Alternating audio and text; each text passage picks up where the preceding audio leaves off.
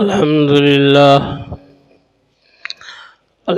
لله نحمده ونستعينه ونستغفره ونؤمن به ونتوكل عليه ونعوذ بالله من شرور أنفسنا ومن سيئات أعمالنا من يهده الله فلا مضل له ومن يضلله فلا هادي له وأشهد أن لا إله إلا الله وحده لا شريك له وأشهد أن محمدا عبده ورسوله صلى الله تعالى عليه وسلم. أما بعد فإن خير الحديث كتاب الله وخير الهدي هدي محمد صلى الله عليه وسلم وشر الأمور محدثاتها وكل محدثة بدعة وكل بدعة ضلالة وكل ضلالة في النار. أعوذ بالله السميع العليم من الشيطان الرجيم. بسم الله الرحمن الرحيم. يا أيها الذين آمنوا اتقوا الله حق تقاته ولا تموتن إلا وأنتم مسلمون. يا أيها الناس اتقوا ربكم الذي خلقكم من نفس واحدة وخلق منها زوجها وبث منهما رجالا كثيرا ونساء واتقوا الله الذي تساءلون به والأرحام إن الله كان عليكم رقيبا.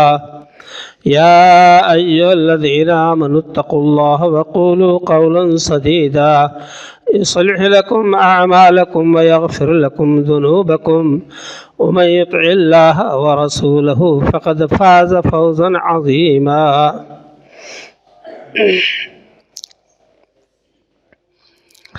قال الله تبارك وتعالى في مقام آخر: يا أيها الذين آمنوا إنما المشركون نجس فلا يقربوا المسجد الحرام بعد عامهم هذا.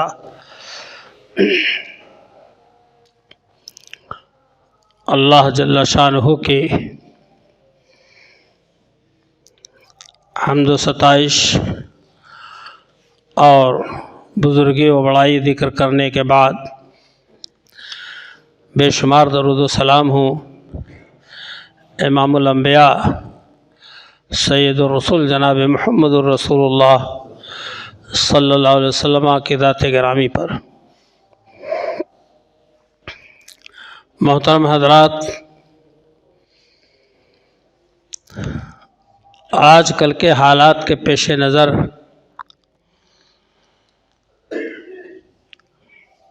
ضروری سمجھا کہ آپ حضرات کے کچھ باتیں گوشے گزار کر دی جائیں.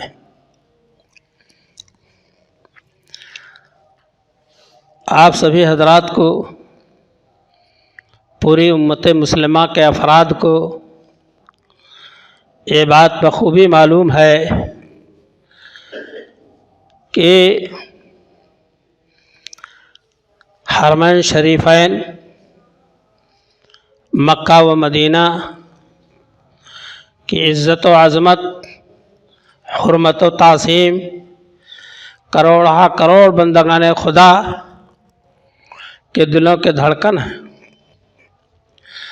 جو محبت، جو الفت، جو لگاؤ اللہ پاک کے گھر خانہ کعبہ سے اللہ کے بندے مسلمان مرد اور عورتوں کو، اور اسی طرح سے مدینہ منورہ دار الہجرہ مسجد نبوی سے لگاؤ ہے، اس کا اندازہ ہمارے بیان سے باہر ہے. میرے دوست اور بھائیوں، اللہ تعالیٰ نے جب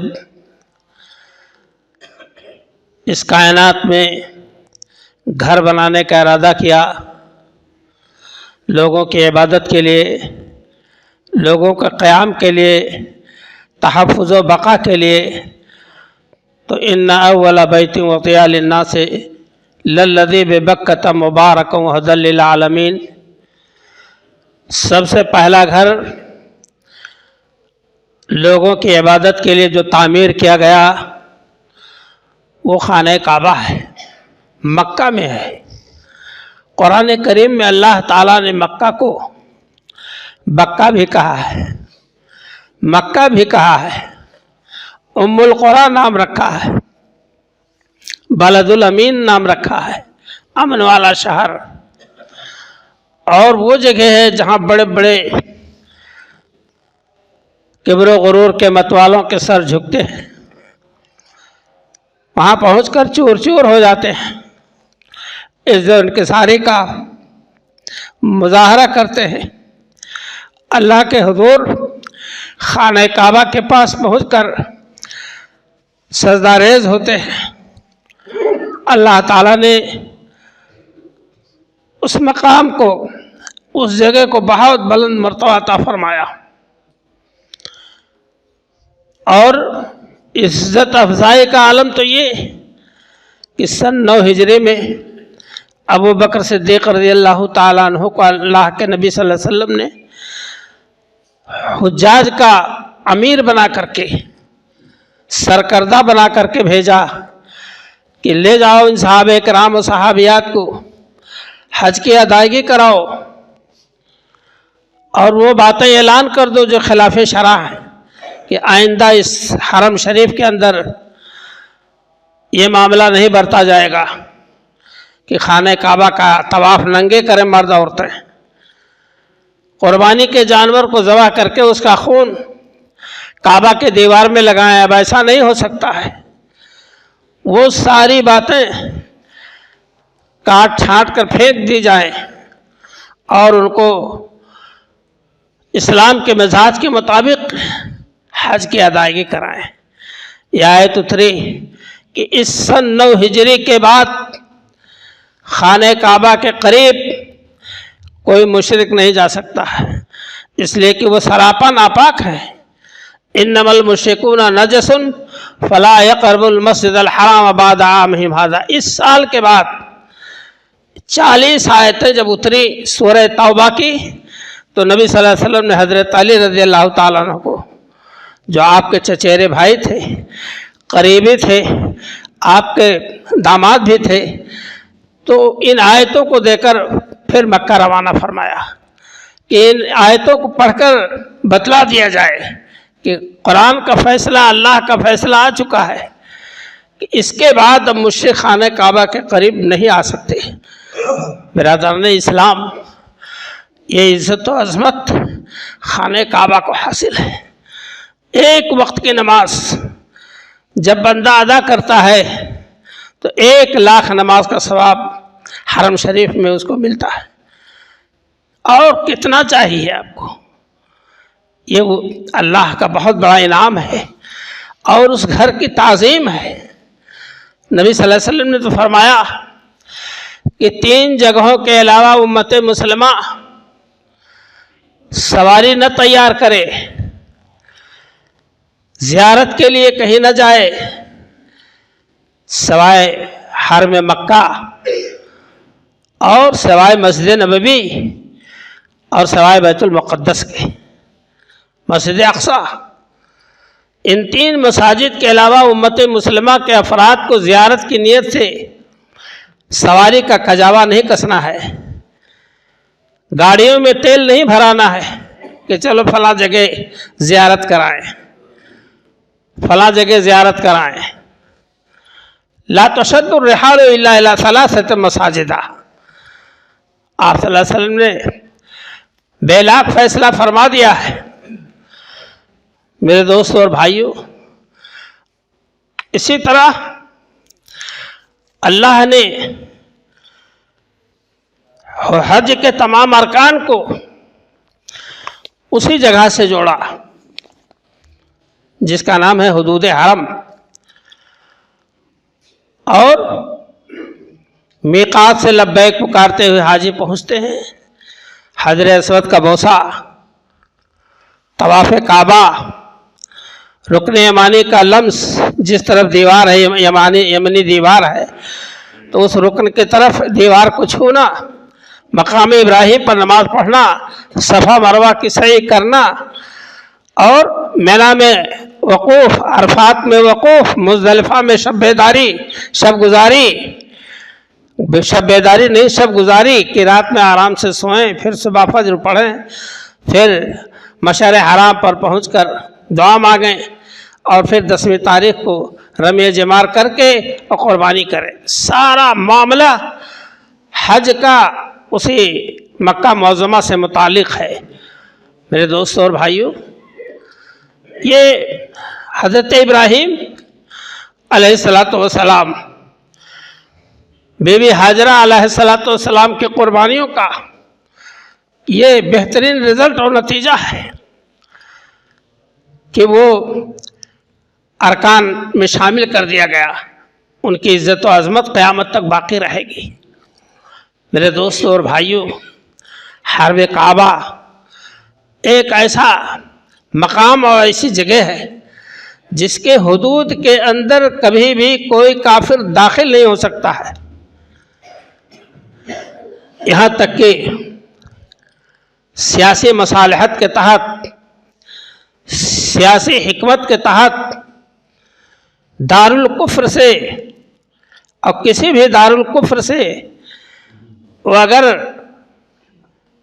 امور مملکت کے تحت کچھ بات کرنے کو چاہتا ہے امیر سے، امام وقت سے، بادشاہ وقت سے، خلیفہ وقت سے، تو حدود حرم میں وہ قدم نہیں رکھ سکتا ہے۔ البتہ حاکم حدود حرم سے باہر جا کر اس سے ملاقات کرے، تمام امور پر تبادلہ خیال کرے، اور اگر وہ بھی نہیں جا سکتا تو اپنے نائب کو بھیجے، لیکن حدود حرم کے اندر کسی کافر کو قدم رکھنے کی کوئی گنجائش نہیں ہے تا قیامت، کیونکہ اللہ نے فرما دیا انما المشرکون نجس فلا یقربوا المسجد الحرام بعد عامہم ھذا، اس سال کے بعد اب قیامت تک کوئی کافر جو نجس ہیں یا حرم شریف کے قریب نہیں جا سکتے۔ میرے دوستوں اور بھائیوں، کیل ٹھوک دی گئی مسئلے کی اللہ کی طرف سے کہ صرف اللہ کے بندے پاکیزہ لوگ کلمہ گو حدود حرم میں جائیں اور حج ادا کریں، نماز ادا کریں، قربانی ادا کریں، اور اسی کے ساتھ ساتھ جو مقام و مرتبہ اللہ تعالیٰ نے مدینہ شریف کو دیا ہے اس کو بھی حرم قرار دیا گیا۔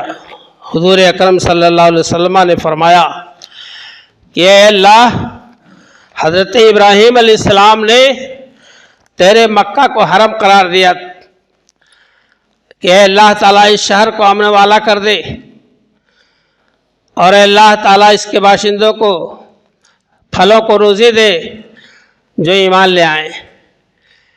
تو حضرت نبی اکرم صلی اللہ علیہ وسلم نے فرمایا کہ ان ابراہیم حرم مکہ، ابراہیم علیہ السلام نے مکہ کو حرم قرار دیا، ودعا لأہلہا، اور اس کے باشندوں کے لیے دعا کی، رب اجعل ھذا بلدا آمنا وارزق اہلہ من الثمرات من آمن باللہ والیوم الآخر ومن کفر فأمتعه قلیلا ثم اضطرہ الی عذاب النار وبئس المصیر۔ ابراہیم علیہ السلام نے کہا اللہ اس کے باشندوں کو روزی دے، امن والا بنا دے، اور جو ایمان لائیں ان کو تو روزی دے۔ اللہ نے کہا نہیں ابراہیم، میں ان کو بھی روزی دوں گا جو ایمان نہیں لائے ہیں، البتہ معاملہ ان کا ہمارا قیامت کے دن ہوگا، ان کے لیے دردناک عذاب ہوگا۔ لیکن اللہ کے نبی صلی اللہ علیہ وسلم نے فرمایا کہ ابراہیم علیہ السلام نے مکہ کو حرم قرار دیا، اور وَإِنِّي حَرَّمْتُ الْمَدِينَةَ كَمَا حَرَّمَ ابراہیم مکہ، اور میں بھی حرم قرار دیتا ہوں مدینہ منورہ کو جیسے کہ ابراہیم علیہ السلام نے مکہ کو حرم قرار دیا، اور اس مدینہ کے لیے دوگنی برکت کی دعا کرتا ہوں کہ یہاں کے باشندوں کو اللہ دوگنی روزی دوگنی برکت عطا فرما۔ معمولی کھانے میں، اور ان کو اللہ تعالیٰ اتنی برکت دے کہ سب شکم سیر ہو جائیں۔ یہ حضرت نبی اکرم صلی اللہ علیہ وسلم نے مدینہ کے لیے دعا کی، اور ایک ایک سا اور مد وغیرہ میں اللہ برکت دے۔ یہ آپ صلی اللہ علیہ وسلم نے مدینہ کو عزت بخشی، آپ نے اس کو حرم قرار دیا، اور مدینہ منورہ کو اللہ تعالیٰ نے مدینہ کا لفظ وما کان لأہل المدینہ تھے، یہ لفظ مدینہ قرآن کریم میں آیا، اللہ نے اس کا نام مدینہ رکھا حضور صلی اللہ علیہ وسلم کی عزت و عظمت کے پیش نظر آپ کی آمد کے بعد، اور اس کے ساتھ ساتھ اس کا ایک نام الدار بھی ہے۔ والذین اتبعوا الدار والایمان، ایمان اور اہل ایمان کو انہوں نے ٹھکانہ دیا، گھر دیا۔ مدینہ والوں نے تو اس کو دار الہجرہ اللہ نے قرار دیا، ہجرت کا مقام، ہجرت کی جگہ۔ قرآن کریم میں دونوں الفاظ موجود ہیں مدینہ منورہ کے لیے۔ اللہ تعالیٰ نے اس مدینہ منورہ کو بہت ہی مرتبہ، بہت مقام عطا فرمایا۔ حضور اکرم صلی اللہ علیہ وسلم نے فرمایا کہ ان اللہ تعالیٰ سمی المدینہ طابہ، اللہ تعالیٰ نے مدینہ کو طیبہ، طابہ، طیبہ قرار دیا، اور آپ نے فرمایا کہ وَإِنَّهَا تَنْفِي الْخَبَثَ كَمَا تَنْفِي النَّارُ الْخَبَثَ مِنَ الْفِضَّةِ، یہ مدینہ ایسی جگہ ہے جو انسان کے گناہوں کو دھو کر، میل کچیل کو دھو دیتی ہے، اور ایسے جیسے آگ چاندی کو پگھلا کر اس کے میل کچیل کو صاف کر دیتا ہے۔ یہ مقام ہے مدینہ منورہ کا، یہ عزت ہے مدینہ منورہ کی۔ اور اسی طرح سے اللہ تعالیٰ نے، اللہ کے نبی صلی اللہ علیہ وسلم نے اس کو درع قرار دیا۔ آپ صلی اللہ علیہ وسلم فرماتے ہیں کہ رأیت انی فی الدرع فی حصینۃ، میں نے خواب دیکھا ہے، حضور صلی اللہ علیہ وسلم نے فرمایا کہ میں ایک زرہ میں ہوں، مضبوط زرہ، اور آپ فرماتے ہیں فاولت، میں نے اس کی تعبیر کیا سمجھی کہ وہ مدینہ ہے، ہمارے لیے زرہ ہے، جسے جنگ کے وقت زرہ پہن کر آدمی اپنے جسم جان کی حفاظت کرتا ہے، ایسے ہی مدینہ ہمارے لیے ہے۔ آپ نے نہیں سمجھا؟ جب اللہ کے رسول صلی اللہ علیہ وسلم نے غزوہ فتح مکہ کے موقع پر مال غنیمت تقسیم فرمائے، تو جو نو مسلمین تھے مکہ کے، ان کی طرف آپ صلی اللہ علیہ وسلم نے سامان کا غلہ اڈیل دیا، سامان کا پلڑا الٹ دیا، اور آپ صلی اللہ علیہ وسلم کے دل میں یہ تھا کہ میں اہل مدینہ کے ساتھ مدینہ واپس جاؤں گا، اگرچہ میری پیدائش مکہ میں ہوئی، اگرچہ مجھے یہاں نبوت ملی، اگرچہ میرا یہاں مکان ہے، اگرچہ میرا یہاں خاندان ہے، لیکن اب میں یہاں قطعی نہیں رہ سکتا ہوں۔ جن لوگوں نے خون پسینہ ہمارے خاطر، دین کے خاطر جو ہے لٹایا ہے، ہم ان کا ساتھ نہیں چھوڑ سکتے۔ یہاں تک کہ آپ نے جب تقسیم کیا تو کچھ لوگوں کے دلوں میں خیال آیا کہ کیسی تقسیم ہے۔ آپ صلی اللہ علیہ وسلم کو شدہ کر کے یہ بات پہنچی، ایک خیمے میں اکٹھا کیا، اور آپ نے خطبہ دیا کہ اہل مدینہ، تم کیوں نہیں کہتے ہو کہ محمد صلی اللہ علیہ وسلم اللہ کے نبی، تم آئے تھے، بے دست و پا تھے، بے سر و سامان تھے، بے بس و بے مجبور تھے، اور ہم نے تم کو ٹھکانہ دیا، اور میں یہ کہوں کہ تم لوگ گمراہ تھے، نادان تھے، شریعت سے ناواقف تھے، جہالت کے تم دفتر تھے، ہم نے تم کو دین سکھایا اور تم دین اسلام کے پیروکار بن گئے۔ تم اپنا احسان جتلاؤ، ہم اپنا احسان جتلائے، بات نہیں کٹ سکتی ہے، مگر میں نے جو تقسیم کی ہے، کیا اس تقسیم پر تم نہیں راضی ہو کہ مکہ والوں کے لیے میں نے سامان دے دیا دنیا کا، اور مدینہ والوں کے لیے میں اپنا خود تیار ہو جانے کے لیے؟ ایک پلڑے میں دنیا کا سامان ہے، ایک پلڑے میں محمد ہے، کیا تم اس تقسیم پر راضی نہیں ہو؟ صحابہ کرام دھاڑے مار کر رونے لگے، اور آپ نے فرمایا اگر دنیا ایک طرف جائے اور انصار مدینہ ایک طرف، تو میں انصار مدینہ کے پیچھے ہوں گا، میں کسی کا ساتھ نہیں دوں گا۔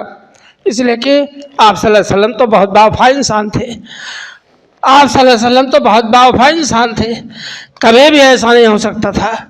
بہرحال میرے دوستوں اور بھائیوں، میرے عرض کا خلاصہ یہ ہے کہ مدینہ منورہ اپنی جگہ پر ایک مقام رکھتا ہے۔ اللہ کے رسول صلی اللہ علیہ وسلم کے فرمان کے مطابق وہ بھی ایک حرم ہے، اس لیے دونوں کو ملا کر حرمین شریفین کہا جاتا ہے۔ میں بات یہاں سے شروع کرنا چاہتا ہوں کہ جو کھلبلی مچی ہے ماحول میں کہ مدینہ میں اسمرتی ایرانی ایک غیر مسلمہ عورت کا داخلہ کیسے ہوا۔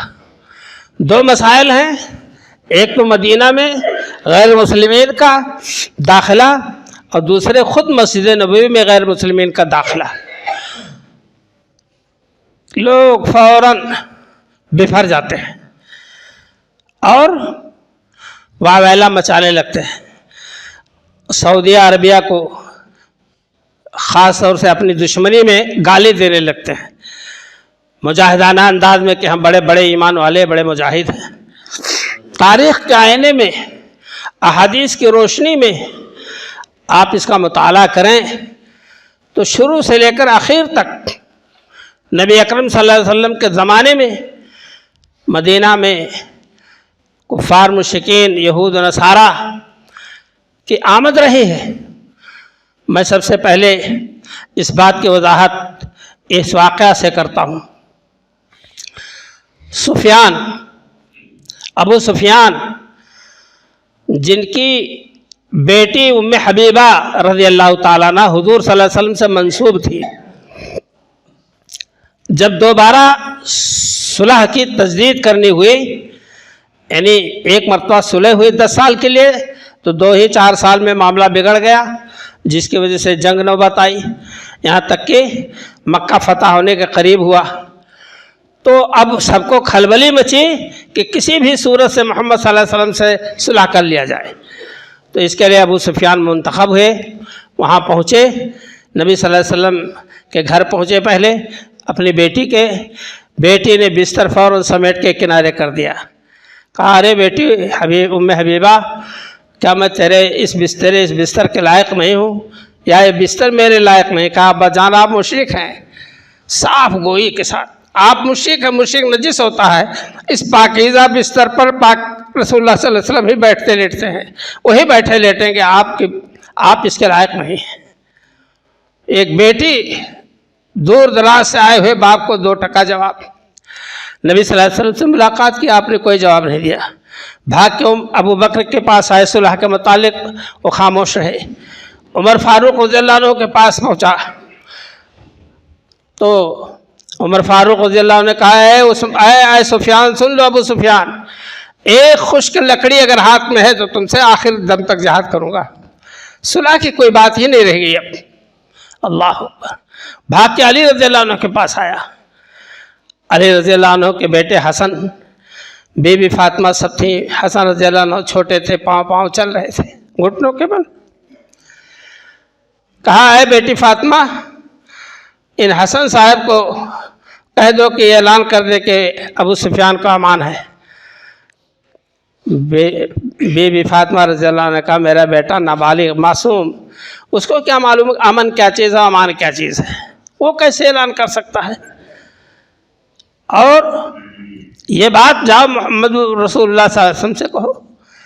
حضرت علی رضی اللہ عنہ کی طرف مخاطب ہوا، حضرت علی رضی اللہ عنہ نے کہا کہ سنو، تمہارے لیے ایک راستہ ہے، جاؤ عوام میں اعلان کر دو کہ ہم ابو سفیان امان طلب کرتے ہیں۔ ابو سفیان مسجد نبوی میں پہنچے اور جا کر کے وہاں اعلان کیا کہ اے لوگوں، ابو سفیان مکہ سے آیا، آپ لوگوں سے امان طلب کر رہا ہے، اور یہ بھی کہا تم اعلان کر کے پھر واپس مکہ چلے جانا، پھر پلٹ کے نہیں دیکھنا۔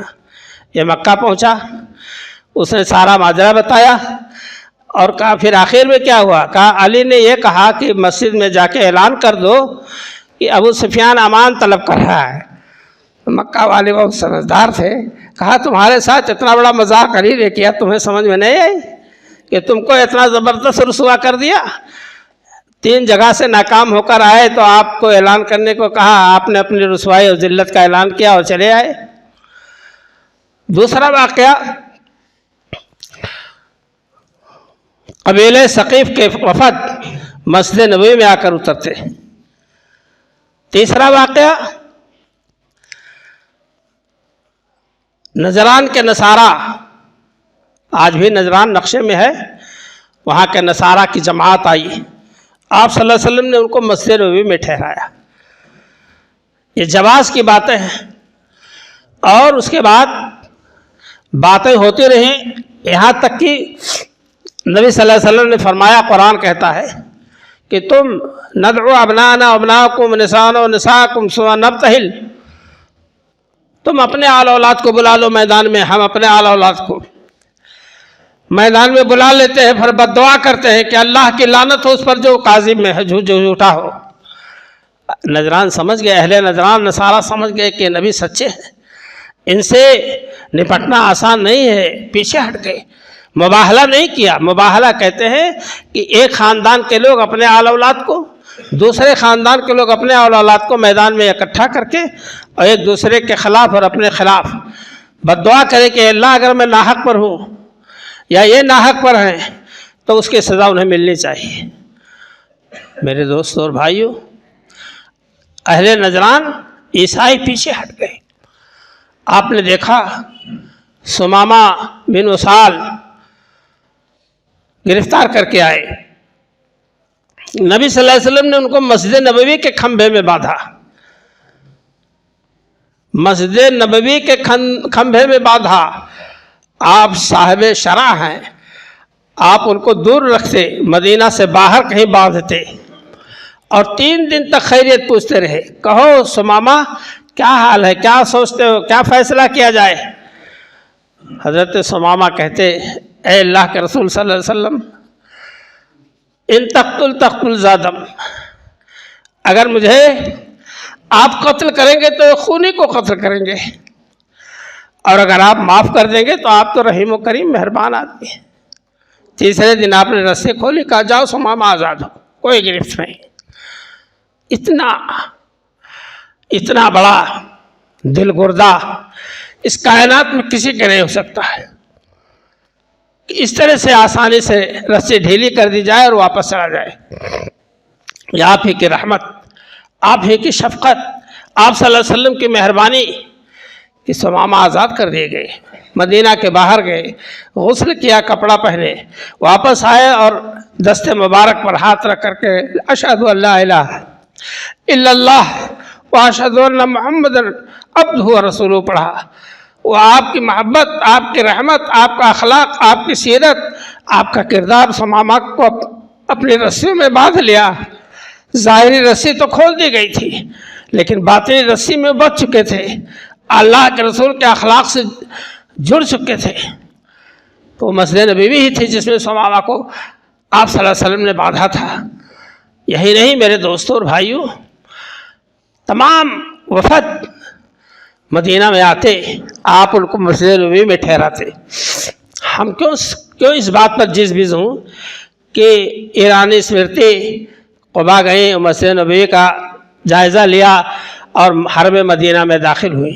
حضور اکرم صلی اللہ علیہ وسلم کا انتقال ایسی حالت میں ہوا ہے کہ آپ کے گھر میں کھانے کو نہیں تھا، تو کچھ سا غلہ، کچھ کلو گرام غلہ اپنی زرہ گروی رکھ کر کے ایک یہودی کے ہاں آپ نے حاصل کی تھی۔ آپ کی وفات اس حالت میں کہ آپ کی زرہ گروی رکھی ہوئی تھی ایک یہودی کے ہاں غلے کے بدلے۔ ان تمام واقعات کو آپ لائیے سامنے اور اس سے نتیجہ نکالیے کہ کیا ہم فتویٰ دینے کے قابل ہیں کہ مدینہ میں کوئی داخل نہیں ہو سکتا؟ مدینہ میں غیر مسلمین داخل ہو سکتے ہیں، مگر 3 دن سے زیادہ نہیں۔ بعض لوگوں نے تو کہا، علماء امت نے کہا کہ حجاز کا سفر غیر مسلمین کر سکتے ہیں، لیکن 3 دن تک۔ مدینہ منورہ میں حضرت عمر رضی اللہ تعالیٰ عنہ نے تجار مشرکین سے رابطہ کیا اور 3 دن تک ان کو رکھا تجارتی کاروبار کے سلسلے میں۔ یہ سارے مسائل، مسجد نبوی کی تعمیر میں عمر بن عبدالعزیز علیہ الرحمہ نے ایک نصرانی کو مزدوری پہ رکھا اور وہ مسجد نبوی کی تعمیر میں لگا ہوا تھا۔ یہ سارے تاریخی واقعات اور سیرت رسول سے جڑا ہوا معاملہ، ان تمام باتوں کو آپ اپنے سامنے رکھیں، فتویٰ نہ دیں، جوش و جذبہ نہ دکھائیں، معلومات حاصل کریں علماء کرام سے کہ اگر ایسا ہو گیا ہے تو کیا جائز ہے یا نہیں۔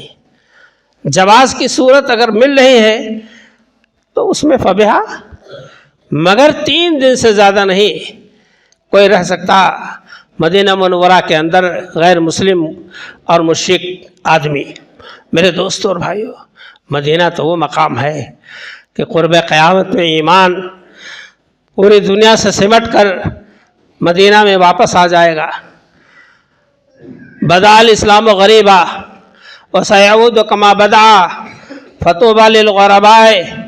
ایک حدیث کہ آپ صلی اللہ علیہ وسلم نے فرمایا کہ اسلام اجنبی ہو کر کے اٹھا، اجنبی تھا لوگوں کی نظروں میں، اور بدأ الاسلام غریبا وسیعود، اور اسلام اجنبی ہو کر کے واپس آ جائے گا۔ یعنی آج اسلام ہماری نظروں میں اجنبی ہے، نماز، روزہ، پاکی صفائی، اسلامی تہذیب، تمدن، یہ ساری چیزیں ہمیں اجنبی معلوم ہو رہی ہیں، اور غیر اسلامی تہذیب آپ کو بہت بڑا متعارف اور پہچانا ہوا معلوم ہو رہا ہے۔ ایسے ہی دین اسلام اجنبی ہو کر واپس ہو جائے گا۔ اس وقت جو دین اسلام کو اپنائیں گے وہ اجنبی سمجھے جائیں گے، ایسے اجنبیوں کے لیے مبارکباد ہو۔ حضور صلی اللہ علیہ وسلم نے فرمایا ان الایمان لیعرض الی المدینۃ کما تعرض الحیۃ الی جحرھا۔ ایمان سمٹ کر مدینہ میں ایسے آ جائے گا جیسے سانپ اپنے بل سے نکلتا ہے پھر واپس آ جاتا ہے۔ اللہ اکبر۔ آپ احادیث مبارکہ اس کی عظمت و عزت کا آپ مطالعہ کریں، لیکن اس کے باوجود کسی کافر کو مدینہ میں داخل ہونے سے مطلقاً نہیں روکا جائے گا۔ البتہ حجاز کے اندر کسی مشرک کو آباد کرنے کی اجازت نہیں، اللہ کی کوئی حکومتی مصلحت ہو کہ حجاز زمین میں، سرزمین عرب میں کہیں وہ بس جائیں، ورنہ نہیں۔ غیر مسلم کو، مشرک کو آباد کرنے کی اجازت نہیں ہے شریعت میں، الا بضرورہ۔ تو میرے دوستوں اور بھائیوں، یہ احادیث مقدسہ جس میں پتہ چلا کہ یہود و نصارہ اور اسی طرح سے مشرکین مسجد نبوی میں بھی آئے ہیں اور مدینہ میں بھی آئے ہیں، آتے رہے ہیں، اور نبی صلی اللہ علیہ وسلم سے معاملہ داری بھی رہی ہے، ان تمام باتوں کو آپ نے سامنے رکھیں، پہلے اس سے جزبز نہ ہو جایا کریں۔ میں نے کچھ لوگوں کو سوال کرتے ہی دیکھا، جواب دیا کہ مولانا یہ جانب اس کا کیسا ہے؟ جو برائے امور حج وزیر ہیں اسمرتی ایرانی، ان کا جانا، تو میں نے کہا کہ مکہ معظمہ کی جیسے اس کا معاملہ نہیں ہے۔ مکہ معظمہ کے لیے حدود حرم ہیں، ان حدود کے اندر تو کوئی غیر مسلم کبھی نہیں قدم رکھ سکتا، جائز ہی نہیں ہے۔ اگر اس وقت بادشاہ وقت، خلیفہ وقت حدود حرم میں ہے اور ضرورت آ گئی ہے دارالکفر والے سے بات کرنے کی، تو حدود حرم سے بادشاہ باہر جائے، خلیفہ باہر جائے، وہ جا کر کے حاکم وہاں بات کرے ان سے، مگر اس کو اجازت نہیں کہ حدود حرم میں قدم رکھ سکے۔ یہ اپنی جگہ مسلم ہے، قرآن کا فیصلہ ہے، لیکن حضور اکرم صلی اللہ علیہ وسلم نے مسجد نبوی میں، مدینہ منورہ میں کتنے بڑے بڑے بادشاہوں کے قاصد ایران سے، روم سے، شام سے غیر اسلامی حالت میں آئے ہیں اور حضور سے ملاقات کی ہے، تحفے تحائف دیے ہیں مدینہ میں۔